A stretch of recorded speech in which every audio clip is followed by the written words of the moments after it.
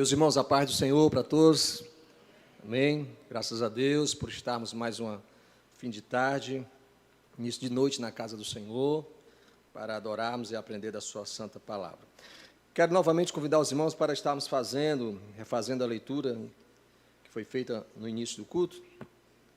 Evangelho de Jesus, segundo escreveu Lucas, capítulo 5, dos versos 1 ao 11.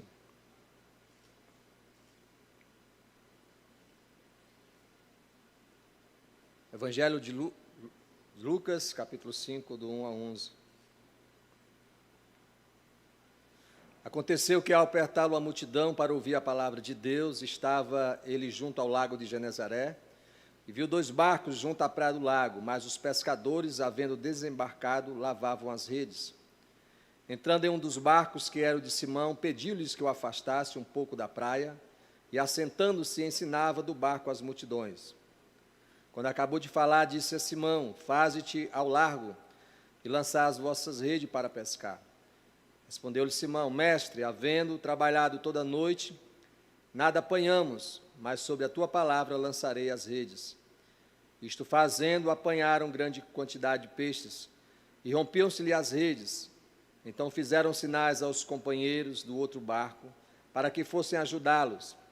E foram e encheram ambos os barcos, a ponto de quase irem a pique. Vendo isto, Simão Pedro prostou-se aos pés de Jesus, dizendo: Senhor, retira-te de mim, porque sou pecador. Pois à vista da pesca que fizeram, a admiração se apoderou dele e de todos os seus companheiros, bem como de Tiago e João, filhos de Zebedeu, que eram seu sócio. Disse Jesus a Simão: não temas, doravante serás pescador de homens. E arrastando ele os barcos sobre a praia, deixando tudo, o seguiram. Vamos estar orando mais uma vez ao Senhor. Senhor, nós te louvamos pela tua palavra, Senhor, poderosa, bendita. Queremos pedir a tua graça, a tua direção, que o teu Santo Espírito venha nos iluminar e nos dê capacidade para falar a tua palavra e que ela venha ao encontro, Senhor, das nossas necessidades, dos nossos anseios, e que ela produza em nós transformação, gere em nós fé, e nisto, Senhor, teu nome seja glorificado. Esta é a nossa oração a ti, no nome do teu Filho Jesus. Amém. Meus queridos irmãos, a narrativa de Lucas, capítulo 5, não trata-se apenas de mais um dos milagres realizados por Jesus.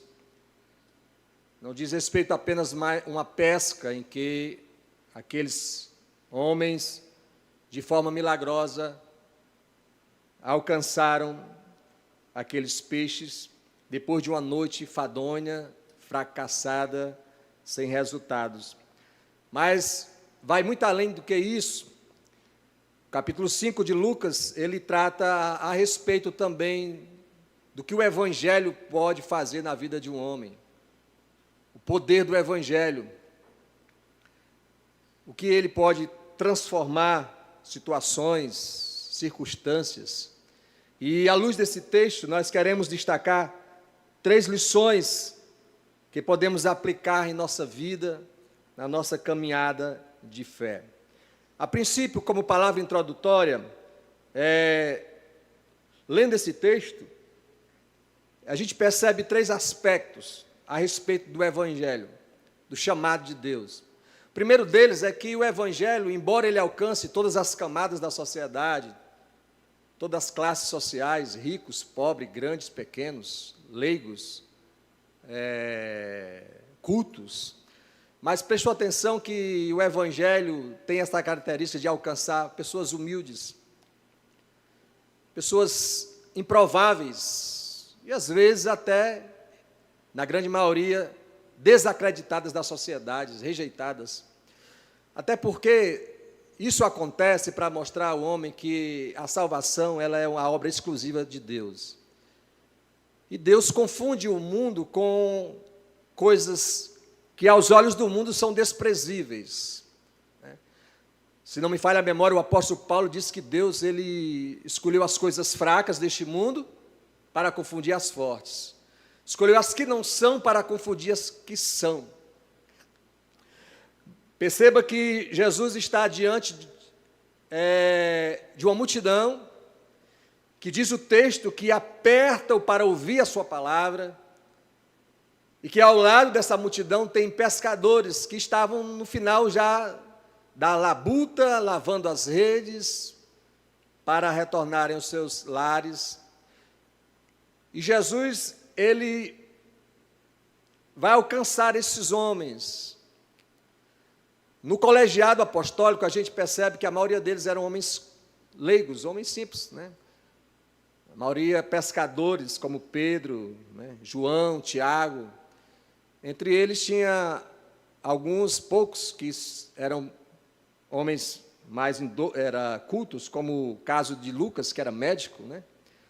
Mas, ao longo do alcance do ministério de Cristo, foram pessoas simples, pessoas humildes, que foram alcançadas pelo Evangelho.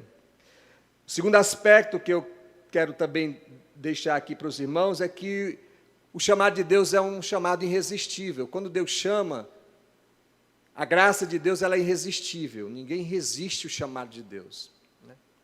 Por mais que a pessoa tente e sequer passe pela cabeça dele que um dia vai à igreja, que vai ser um cristão, mas quando Deus chama, o seu chamado é um chamado eficaz, é irresistível.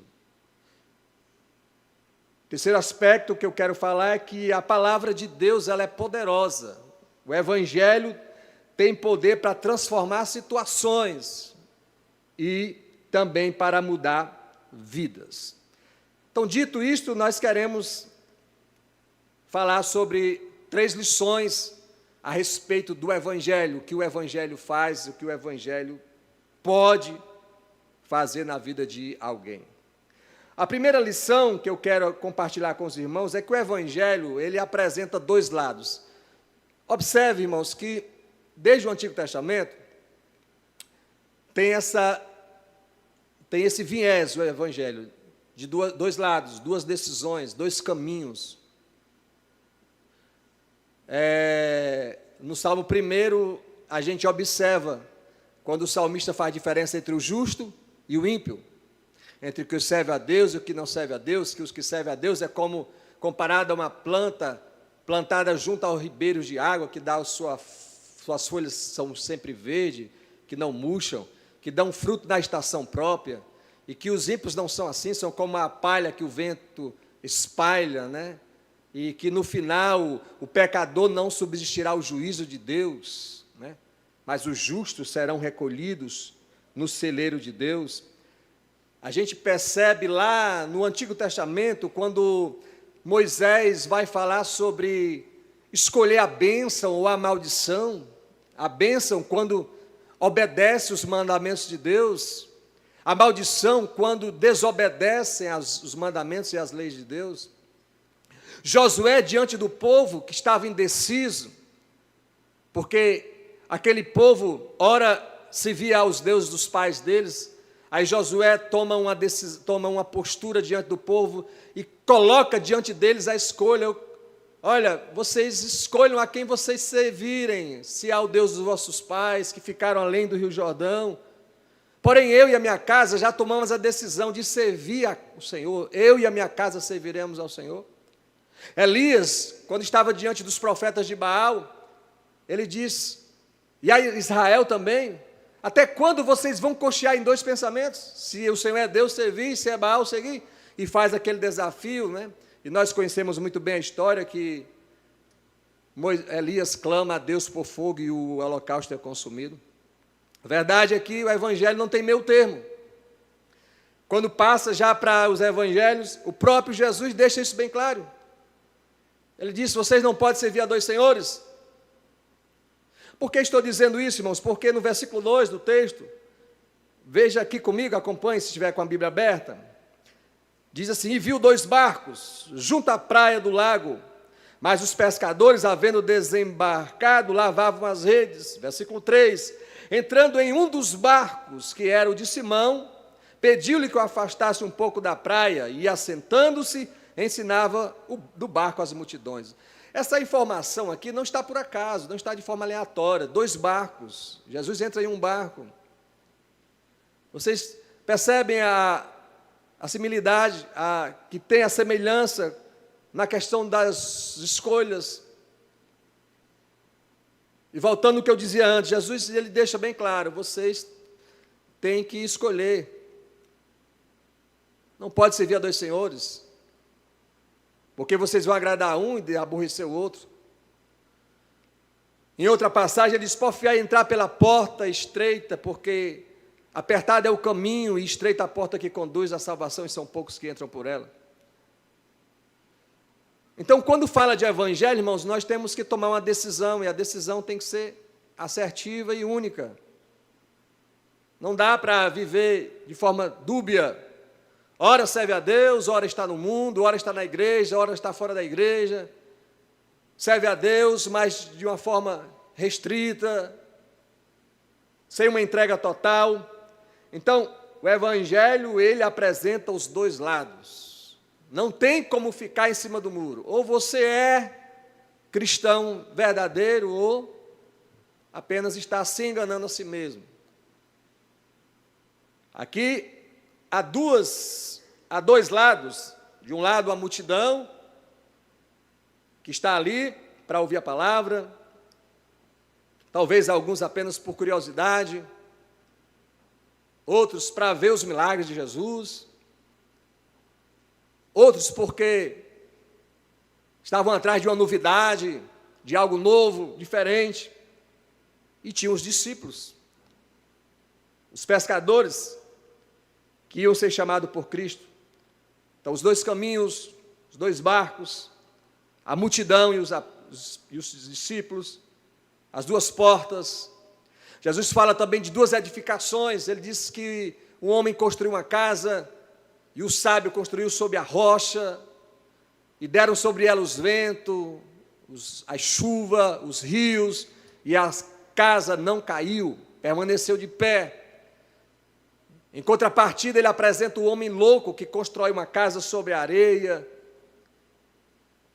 e deram sobre ela as mesmas coisas que deram sobre a casa, sobre a rocha, e grande foi a sua ruína. Jesus está falando da diferença daqueles que edificam a sua vida em Cristo, que é a rocha, a sua palavra, que não está isento de adversidade, não está isento de problemas, de dificuldades, mas que resiste, que prevalece em meio às dificuldades, enquanto aqueles que estão firmados a sua vida, seus projetos, seus planos, seus sonhos, nas coisas terrenas, que são passageiras, que são efêmeras, que são estáveis, não prevalecem. Que possamos nessa noite sairmos daqui convictos e com essas verdades na nossa mente, no nosso coração, que nós, uma vez sendo alcançados pelo evangelho, não podemos voltar atrás, não podemos ficar em cima do muro. Uma decisão para Cristo é uma decisão única e exclusiva, para viver apenas para Ele e com Ele. Todas as vezes que alguém tentou negociar esses princípios, tentando viver os dois lados, o fim não foi bom. O fim não foi bom. Nós poderíamos citar exemplos de muitas pessoas. No próprio, em meio aos 12 apóstolos, um deles chamado Pedro, se tinha algo que Pedro tinha medo, irmão, era da cruz, né? Era do martírio, Pedro, não sei se pelo seu ser um homem impulsivo, né? Que agia por impulsos. Ora, Pedro é como aquele adágio, quando não era 8, era 80. Tinha hora que Pedro era usado por Deus, né? E uma das declarações que ele disse a respeito de Cristo, tu és o Cristo, filho do Deus vivo. Jesus disse, bem-aventurado és tu, Simão, filho de Bajonas, quem te revelou não foi a carne nem o sangue, mas meu Pai que está no céu. Mas tinha hora que Pedro estava vacilante, confiando em si mesmo.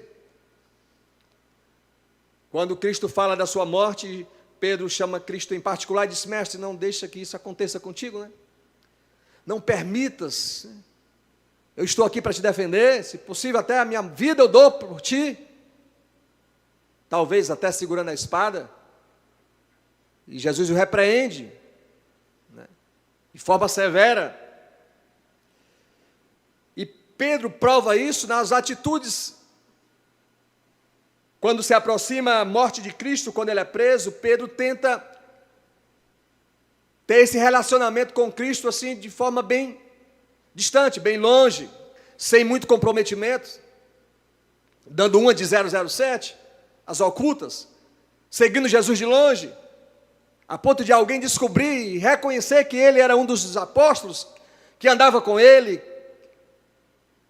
e ele, com medo de quê? Da morte, com medo de ser preso, nega Jesus por 3 vezes.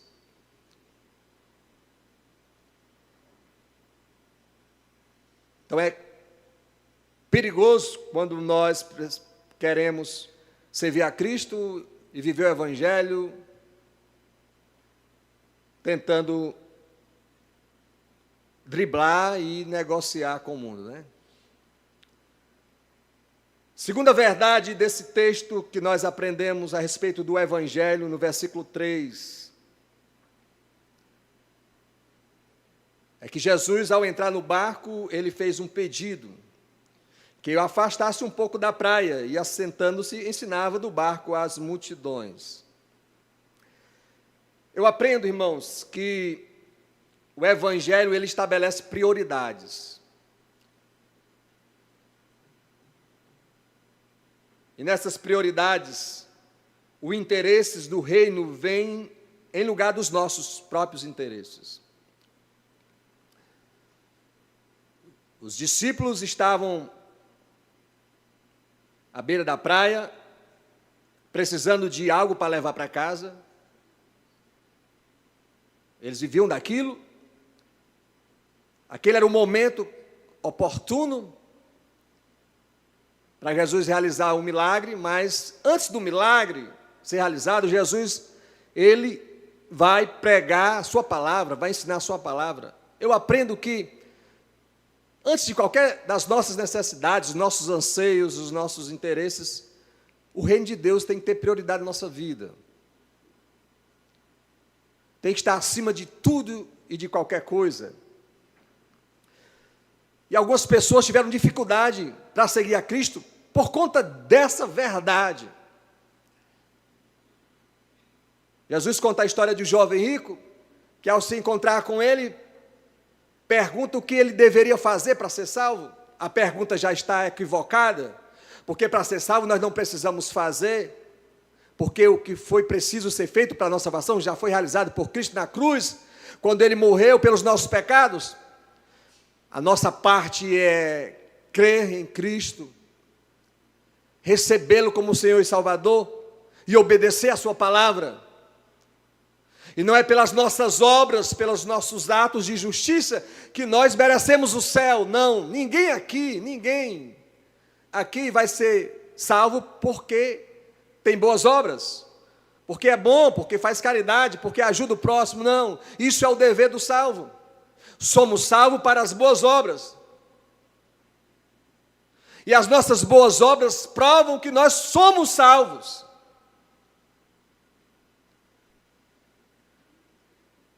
Jesus diz para aquele jovem: olha, não me chame de bom, bom é Deus. Você tem observado os mandamentos e dá algumas listas dá uma lista de algum deles? Ele diz: sim, desde a minha mocidade. E Jesus, conhecendo aquele jovem, diz: pois te falta uma coisa. Vende o que tens, reparte com os pobres e vem, segue-me e terás um tesouro no céu. Eu quero deixar claro aqui, irmãos, que Jesus não está ensinando aqui que quem é rico tem que dar tudo, vender as coisas, repartir com os pobres e vai para o céu. Não é isso. Não é a pobreza que leva o homem para o céu. Tem pobre que vai para o inferno, como tem pobre que vai para o céu. Tem rico que vai para o céu, como tem rico também que vai para o inferno. O fato de ir para o céu, já falei, é exclusivamente a obra de Cristo, a sua morte e aqueles que ele escolhe e chama. E o jovem ficou triste, Porque a sua riqueza falava mais alto? Porque o seu coração estava firmado nas coisas terrenas? Era o seu bem maior e ele não queria abrir mão? E para seguir a Cristo, nós precisamos abrir mão de alguma coisa? Se a gente não é rico, a gente precisa abrir mão do nosso eu, da nossa vontade, renúncia, sim ou não? Jesus disse: quem quiser seguir a mim, negue-se a si mesmo. E o que é mais difícil é nós negarmos a nós mesmos. Que o nosso eu quer prevalecer, a nossa vontade quer prevalecer, os nossos anseios, os nossos interesses. E Jesus disse: olha, quem quiser seguir a mim, negue-se a si mesmo, e cada dia tome a sua cruz e siga-me. Domingo passado, não, no mês passado, acho que foi no mês passado, o Ronaldo esteve pregando aqui, e ele falava sobre o amor, né? O amor a Deus tem que estar acima de todos os amores, os outros, o pai, a mãe, a mulher. Isso é prioridade que o reino e o evangelho estabelece. Por isso que muita gente tem dificuldade de seguir a Cristo, porque não quer abrir mão dos seus interesses, né?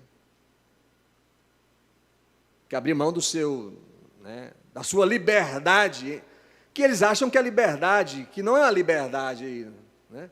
Eu faço o que eu quero, eu posso ir para onde eu quero, eu posso ir para tomar a minha geladinha, eu posso curtir as minhas noitadas, mas eles são escravos, né, das suas vontades, escravos do pecado,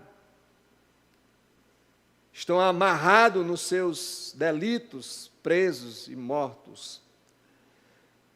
O Evangelho, ele estabelece prioridades. Jesus fala isso no Sermão da Montanha, quando ele diz: olha, vocês não se preocupem com o amanhã, quanto vestir, quanto ao calçar.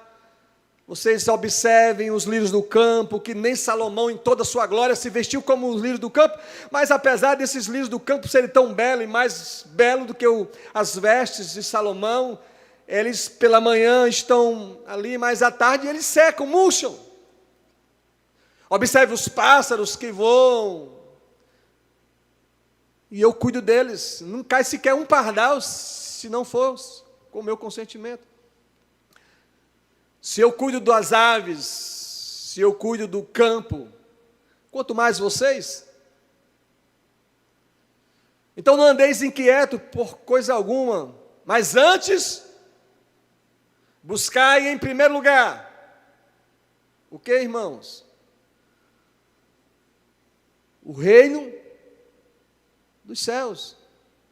Aí Jesus acrescenta: e as demais coisas vos serão acrescentadas.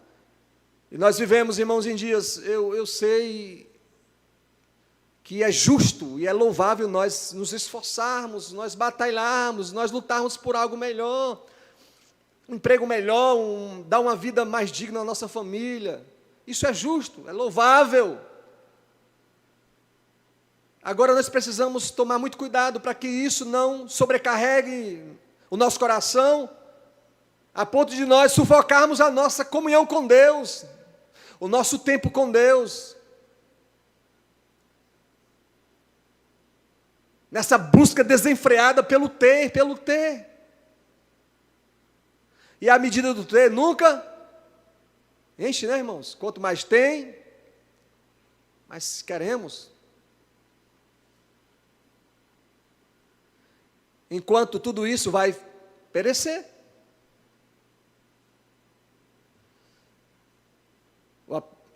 E nós vivemos um tempo em que as pessoas estão sempre insatisfeitas, descontentes, falta contentamento.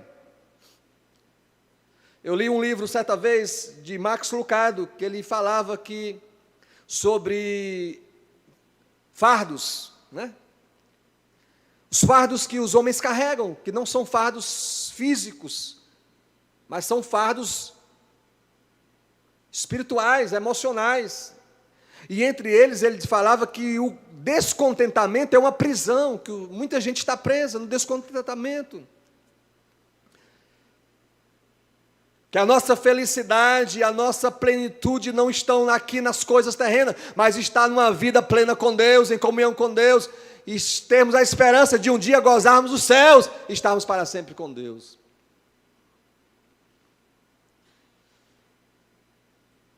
O Evangelho, ele estabelece não só prioridade, mas o Evangelho requer fé. Versículo 4. Quando acabou de falar, disse a Simão: faze-te ao largo e lançai as vossas redes para pescar. Por que que o Evangelho precisa de fé? Uma fé operante. Uma fé que não é regida pela vista, pela lógica, pela matemática, que são como números que precisam ser calculados. Mas a fé vai além dessas coisas. Porque aqueles homens, irmãos, eles eram pescadores natos, eles eram experientes na pesca, eles entendiam tudo de pesca. E eles tinham passado a noite pescando e nada tinham apanhado. Era pela manhã. E Jesus agora, que não é pescador, que não entende, aos olhos dele não entende de pesca, que não tem experiência no mar, dá uma ordem. É como se um médico está fazendo um procedimento e alguém que não tem nada de entendimento de medicina chega e diz: não é assim que o senhor tem que fazer, é dessa forma. O que é que o médico vai dizer? Meu filho, eu estudei para isso aqui, eu sei o que estou fazendo. Entende, irmãos? Percebe que é mais ou menos isso aqui. Mas Pedro não vai questionar com Cristo, não vai, embora ele ainda num tom de, no versículo 5 ele diz, olha, se nós passamos a noite toda e nada apanhamos, mas sob a tua palavra nós lançaremos a rede. Isso é fé, irmãos. A fé, ela não tem explicação, não tem lógica. É por isso que muitas vezes, diante da medicina, diante de o homem da ciência procura, como que se explica isso? Não é?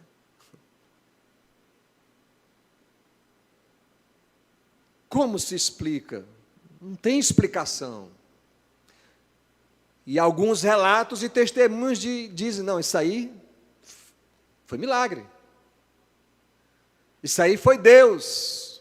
Isso é a fé, irmãos.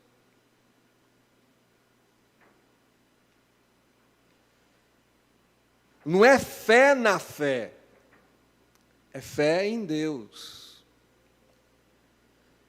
Que Ele tem poder, crer que Ele pode, acreditar que, embora seja ilógico, não tenha a mínima possibilidade, mas quando cremos verdadeiramente,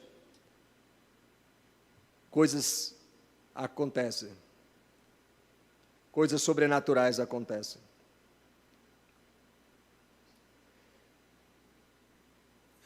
E a fé, irmãos, ela não está em todos, Não é para todos. Nós precisamos desenvolver essa fé, não perder a fé. Não é a fé salvadora, não é a fé natural. É a fé que vai além das circunstâncias, além da lógica. E o Evangelho, ele anda de lado com essa fé. Segunda verdade sobre o Evangelho é que o Evangelho tem poder para mudar situações. Amém? Quem acredita nessa verdade? Que o Evangelho ainda tem poder para mudar situações. Veja comigo o versículo 5, quando diz: respondeu Simão: mestre, havendo trabalhado toda a noite, nada apanhamos. Ou seja, fracasso total. frustração, nada de peixe. O mar hoje não estava para pesca. Porém, contudo, sob a tua palavra lançarei as redes. Eu aprendo que o Evangelho pode mudar situações, mesmo quando elas parecem determinantes.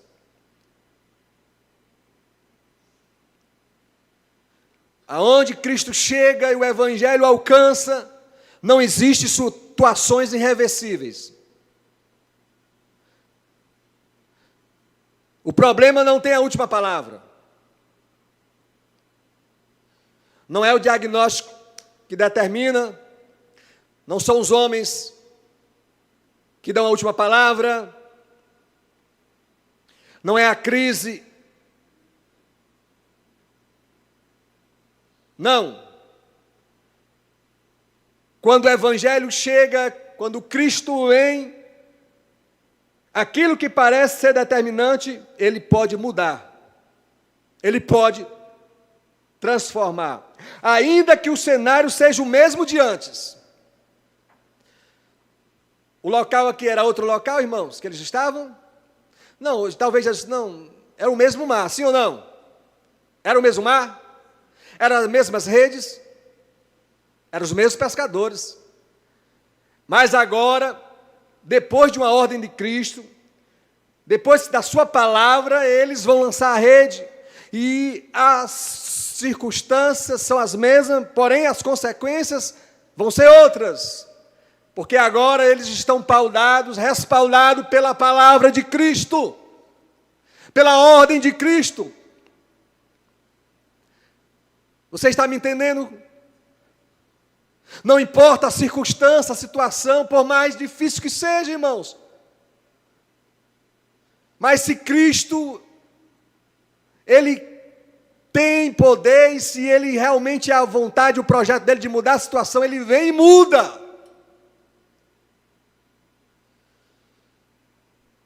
Ele provou isso várias vezes. Quando Ele iniciou o seu ministério, o primeiro milagre realizado por Ele foi uma festa de um casamento.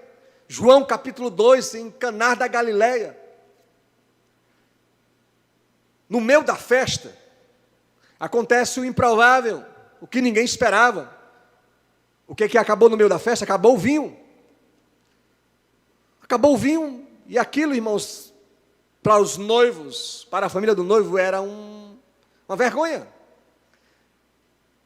Era uma falta de consideração para com os convidados, faltava vinho.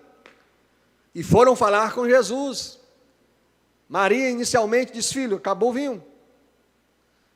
Jesus não quer que tenha um... Não é chegada a minha hora ainda. Não é o tempo certo.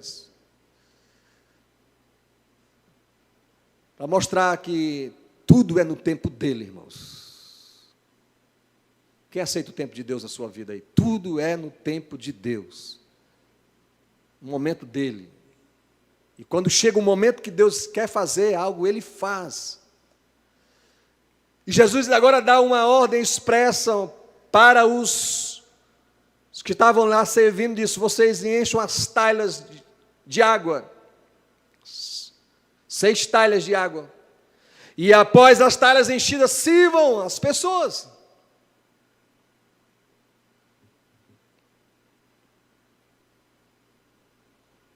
Irmãos, se fosse eu, você estivesse lá, fosse um dos servidores, Senhor, mas espera aí, deixa eu entender. Acabou o vinho. Não é água. O que é que Maria disse? Fazei tudo o que ele disser. E foram, encheram as talhas de águas. E quando foram servir, já não era mais água. Não sei se foi na hora que encheram, que transformou em vinho, se foi na hora, no caminho, em direção aos convidados. Eu sei que quando foram beber, era um vinho. E não era um vinho qualquer, nem semelhante ao que estava servindo. Era um vinho melhor. Porque o que Jesus faz é infinitamente melhor e maior do que o que os homens fazem. O mestre Sala prova o vinho e disse: olha, aqui está de parabéns os noivos, porque nas outras festas que vamos, o vinho melhor serve no início. Aqui é o contrário. Porque Deus trabalha diferente dos homens, irmãos. Amém? Glória a Deus por isso. Deus trabalha de forma diferente. Ele muda as circunstâncias. E talvez eu esteja pregando para pessoas aqui que estão vivenciando um momento crucial, difícil, mas Deus tem poder para mudar essas circunstâncias. E se Deus não mudar a circunstância, Deus vai te dar graça e vai te ajudar a passar por essa circunstância.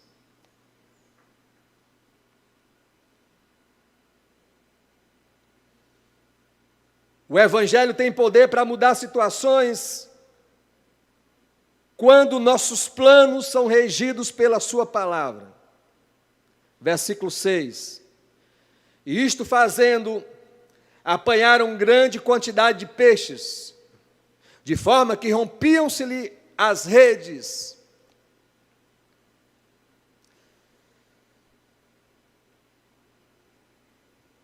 E eu estou aqui querendo falar com isso, irmãos, que nossos planos, quando são regidos pela palavra, eles têm êxitos, eles são firmados, eles são concretizados, e isso não é dizer assim, eu vou fazer, eu vou obedecer para Deus me abençoar. Eu vou dar o dízimo para Deus restituir 10 vezes mais. Não, isso não funciona, porque Deus ninguém barganha com Deus, né? Mas quando obedecemos a palavra de Deus, e quando os nossos planos são regidos pela sua direção, pela sua ordem, eles são concretizados. E mais, eles vão além das nossas expectativas. A gente espera algo, talvez um pouco, e Deus vem e nos surpreende. E Deus nos surpreende. Eles queriam apenas alguns peixes. Diz o texto que eles pescaram grande quantidade de peixe, a ponto das redes estar se rompendo, irmãos.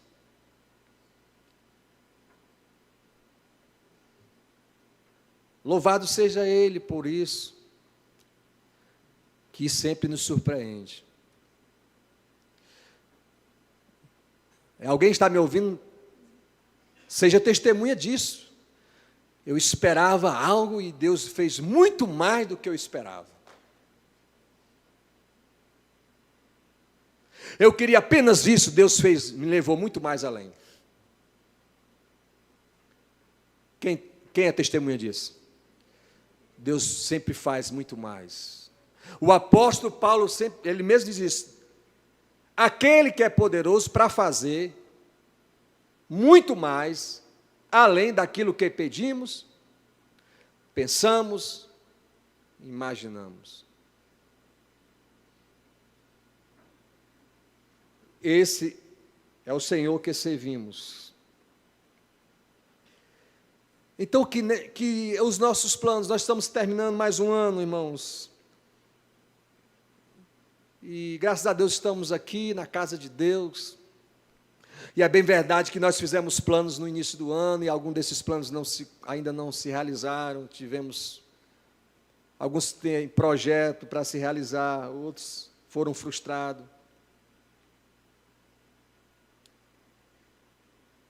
Mas os planos de Deus não podem ser frustrados. Os planos de Deus nunca são frustrados. Os planos para a nossa vida, eles vão se concretizar em nome de Jesus.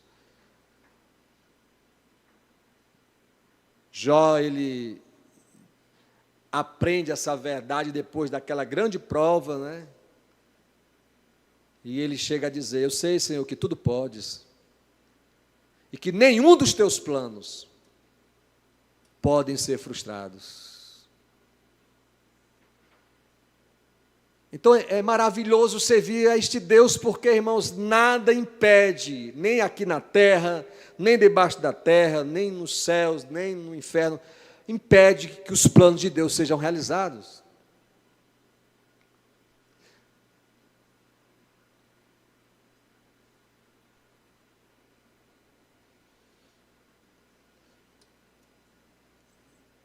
Esses dias eu li uma frase que dizia assim: antes de qualquer projeto, ore. Né?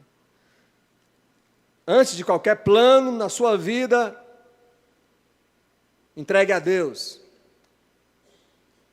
Confia ao Senhor os teus planos, e eles serão confirmados, diz o salmista.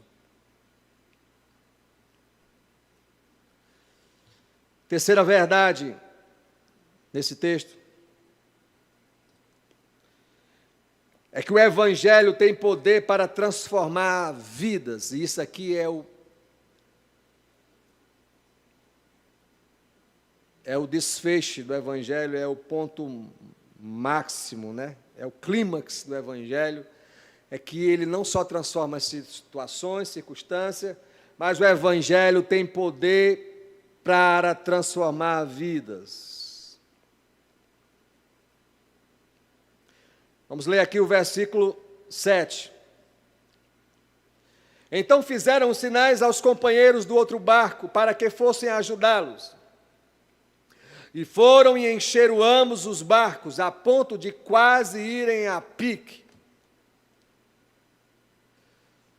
Eu lendo esse versículo,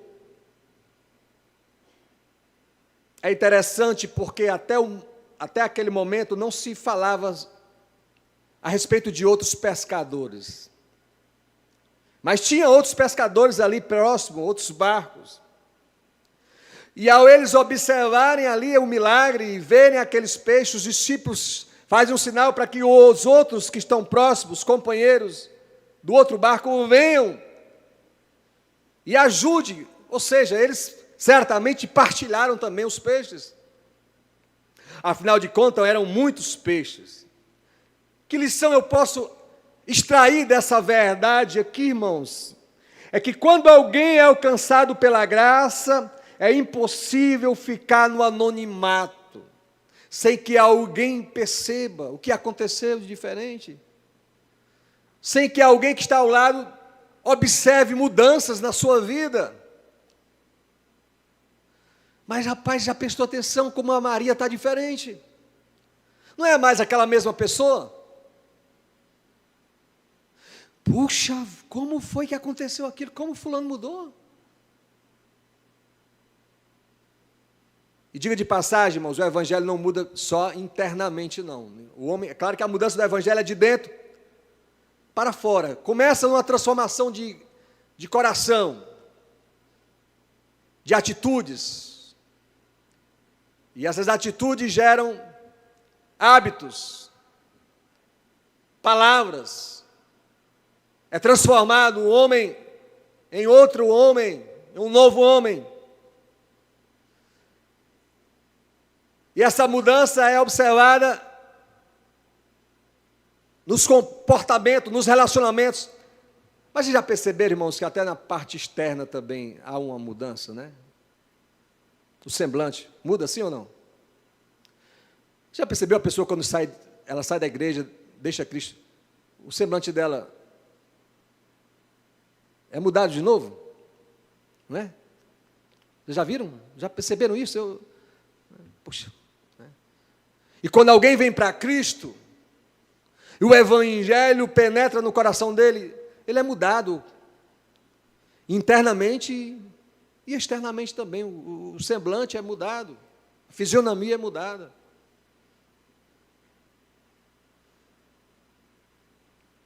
Transforma.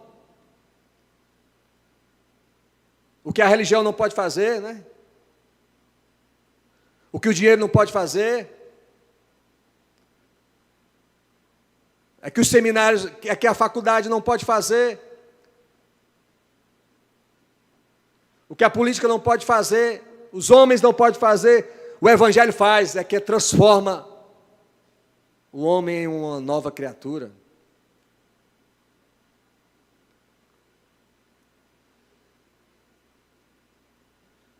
O apóstolo Paulo, ele é um exemplo disso, porque ele teve dificuldade, né? Muita dificuldade, viu, irmãos? Porque Paulo, ele era um perseguidor da igreja, ele perseguia os irmãos, ele açoitava os irmãos, ele prendia os irmãos, e achava que estava fazendo um favor para Deus, estava fazendo algo certo, até que ele teve um encontro com Cristo. No caminho para Damasco, Atos 9, ele vê uma luz muito forte, cai no chão, e pergunta: quem é, Senhor? E a voz diz: eu sou a quem tu persegue, é Jesus. E daquele dia em diante, Paulo, ele é alcançado por Cristo, e ao invés de perseguir, passa a ser perseguido. É como se nós conhecêssemos alguém, e essa pessoa, a gente tem conhecimento de que é uma pessoa que não tem pavor a crente. Quer ver crente de distância, espragueja o crente, chama o crente de ladrão, todo pastor é ladrão, e esses crentes são fanáticos, e de repente essa pessoa vem aqui para a igreja, e fica entre nós, vem aqui à frente. No primeiro momento, não uma certa desconfiança, né? Não fica uma pulga na orelha, né? Rapaz, será que... Quais são as intenções desse rapaz, né? Foi assim com Paulo, ele chegou junto com Bernabé e apresentando os apóstolos, e os apóstolos não estavam dando muito crédito que ele tinha se convertido, não. Esse rapaz, eu acho que esse Paulo aí, ele está tentando se filtrar no nosso meio, mas eu sei não, viu? Mas Paulo mostrou que ele foi transformado por Cristo verdadeiramente. E sofreu, foi perseguido, foi preso, foi chicoteado.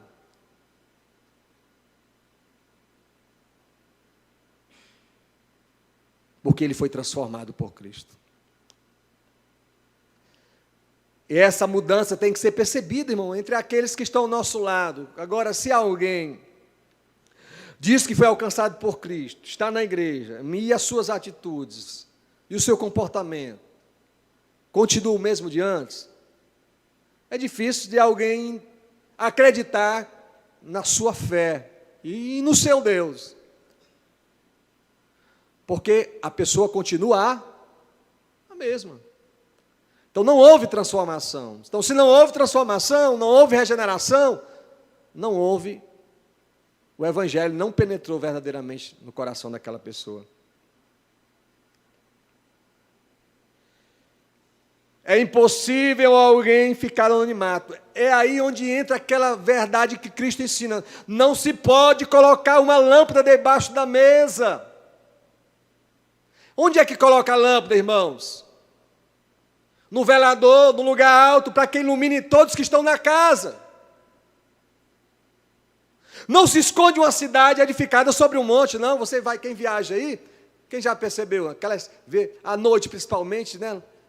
No meio lá em cima, você vê uma luz. Ali está denunciando que tem uma casa ali, que tem alguém morando ali. A luz reflete isso.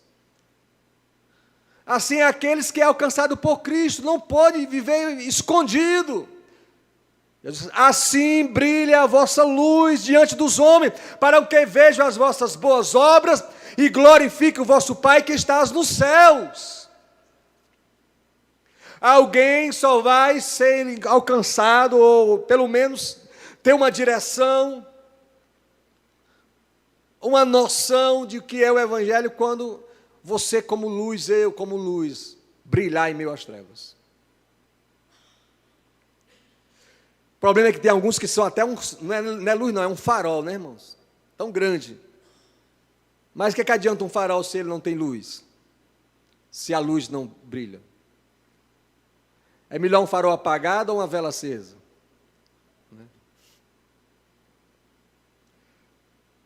Mas talvez você está aqui e diz: irmão, eu estou quase como essa vela, só a pé, né? Quase apagando. Mas eu tenho uma notícia boa para você, que Jesus, ele não apaga o pavio que fumega, né? E nem quebra a cana trilhada. Ele vem e nos restaura. Ele vem e nos renova outra vez.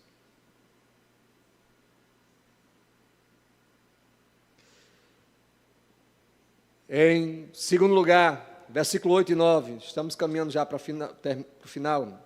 Vendo isto, Simão Pedro prostou-se aos pés de Jesus, dizendo: Senhor, retira-te de mim, porque sou pecador.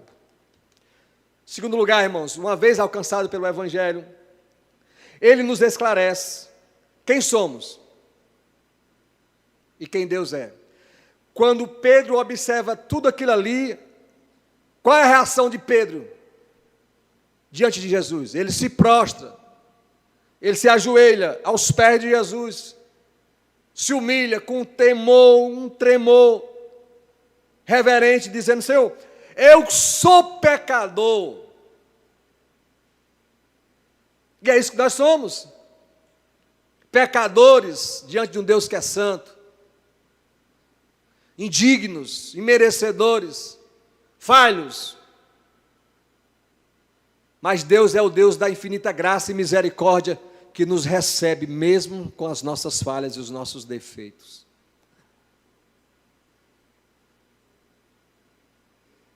Todas as vezes que alguém tem um encontro verdadeiro com Deus, dentro dele tem esse sentimento da sua miserabilidade, do nosso pecado.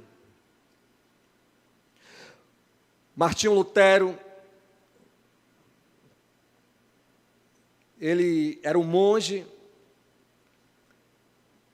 e os irmãos sabem que os monges,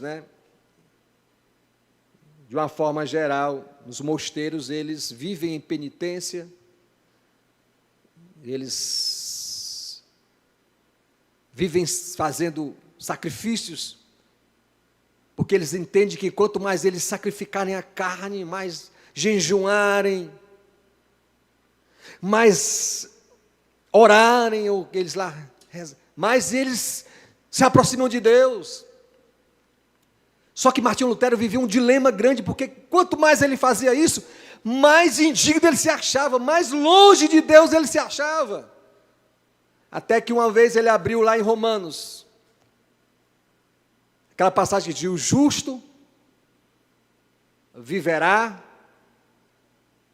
pela fé. E ele entendeu que não era por obras, por sacrifícios que ele chegava a Deus.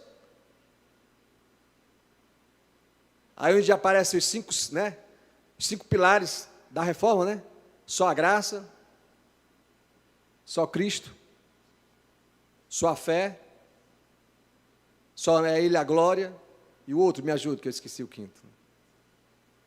Só essas escrituras.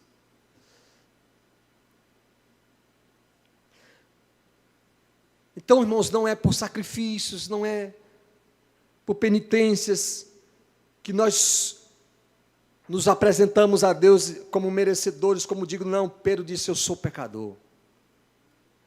Vocês lembram do profeta Isaías, no capítulo 6, na visão do trono? Isaías tem a visão do trono de Deus, vê a glória de Deus. E quando ele tem aquela visão do trono, ele tem uma visão também de si mesmo, irmãos. Primeiro ele tem a visão de Deus, depois ele tem a visão de si mesmo e diz: ai de mim, que eu vou perecer, porque os meus olhos viram o Senhor dos exércitos, o Rei da glória, e eu sou um homem de impuros lábios, ou seja, eu sou um homem pecador, um homem falho. E o texto diz que seus lábios foram tocados pelo Senhor e purificados os seus pecados. Mas não tem como, irmãos, a gente ter uma experiência com Deus e a gente não se sentir esse pecador.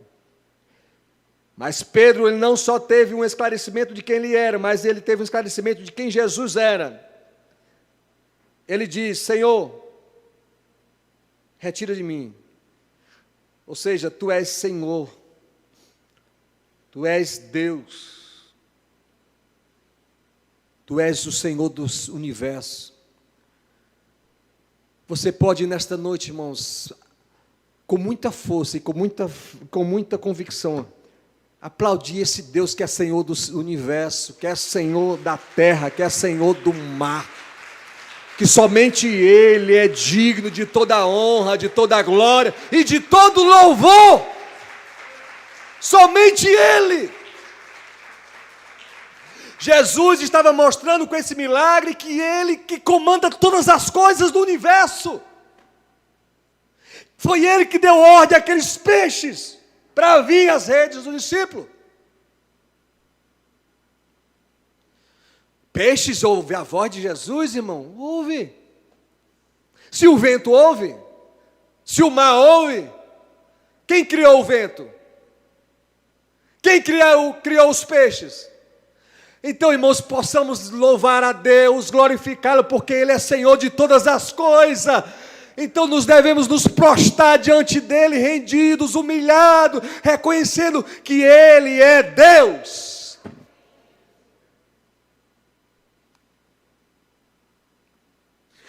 Que Ele poderia, nem precisa de nós, mas Ele, disse a Bíblia, que Ele se inclina para ouvir o nosso clamor.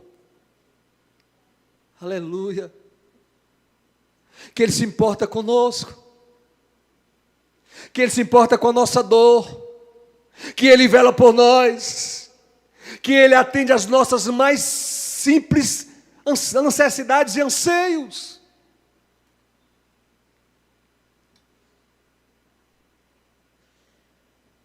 Em terceiro lugar, o Evangelho, ele nos dá um propósito, ele nos dá uma missão. Versículo 10. Bem como Tiago e João, filho de Zebedeu, que eram seus sócios, disse Jesus a Simão: não temas, doravante, de agora em diante, serás pescador de homens. Irmãos, isso aqui é algo que precisa a gente meditar. No projeto de reino de Deus, eu falo isso individualmente, nós não estamos apenas aqui para ser mais um, ou frequentar uma igreja, ser membro de uma comunidade. Nós fomos chamados para uma missão, para um propósito.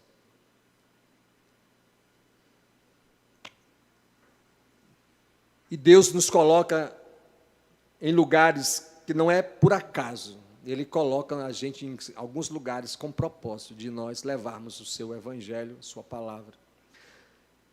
Se não por pregação, que nem todos têm o dom de pregar, nem todos têm facilidade de pregar, tem uma certa timidez, mas por teu testemunho, pela tua vida, lá no trabalho, na faculdade, no colégio, na academia,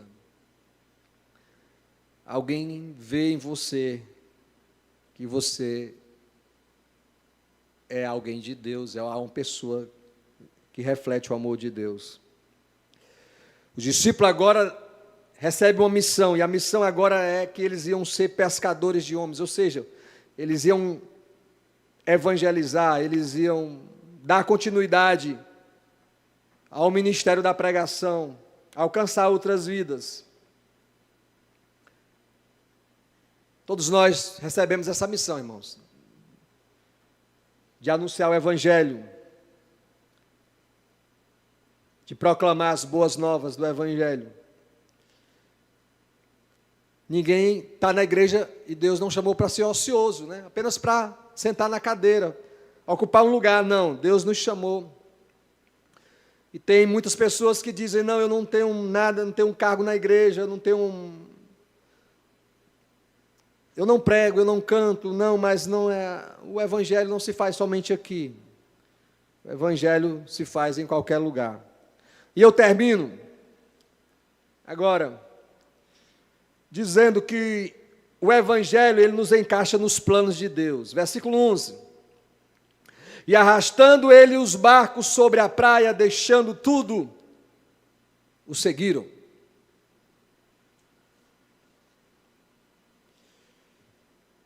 Agora, daquele dia para frente, os discípulos agora estavam encaixados no plano de Jesus, no plano de Deus. Deus tinha planos para eles. Deus os chamou, tinha um propósito. E não há nada melhor, igreja, do que estarmos encaixados nos planos de Deus, amém? Não há lugar melhor para estarmos, senão no centro da vontade de Deus. Não há nada mais importante, não há um nome maior do que sermos chamados de filhos de Deus, servos de Deus, e fazer parte dos seus planos. Eu quero dizer esta noite que você faz parte dos planos de Deus,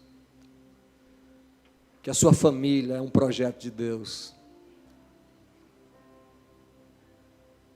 e que hoje nós possamos abrir mão dos nossos próprios planos, em detrimento dos planos de Deus, que os planos de Deus, eles são melhores. Amém, igreja?